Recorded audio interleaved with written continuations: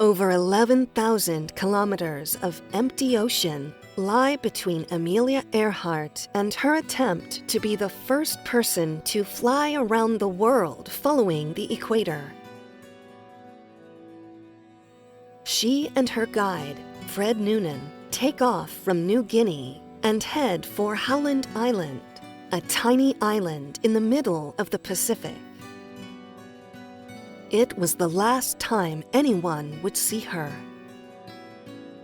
After search efforts by the U.S. Navy found nothing, they concluded that Earhart ran out of gas and crashed in the open ocean near Howland Island.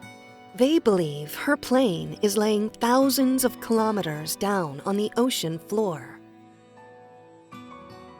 While many accept this, there is no significant evidence to prove it. Some people have other ideas about what might have happened to Amelia Earhart. Some investigators imagine something very different taking place in the plane after Earhart's last radio message.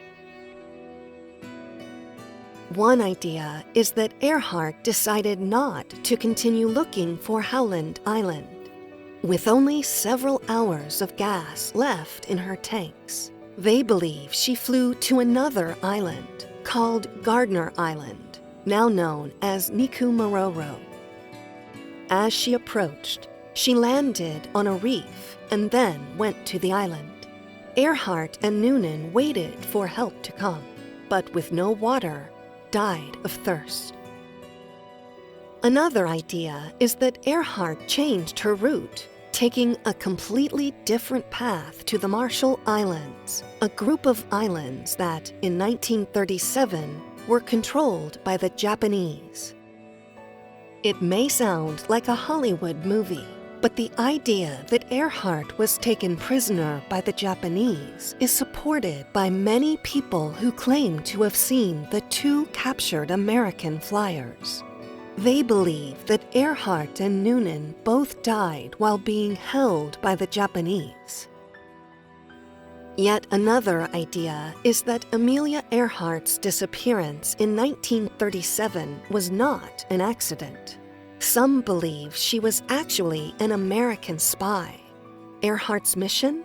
To pretend she was having problems with her plane, so she would then have to fly to the Marshall Islands. Why? To give the U.S. Navy a reason to search Japanese waters in the Pacific. Interestingly, just days after Earhart disappeared, the United States asked Japan if they could search the Marshall Islands. The Japanese said no.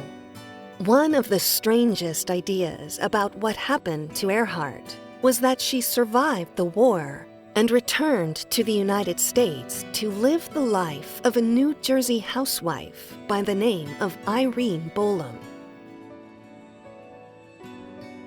The mystery of Earhart's final flight has led to many different ideas of what really happened to the famous pilot.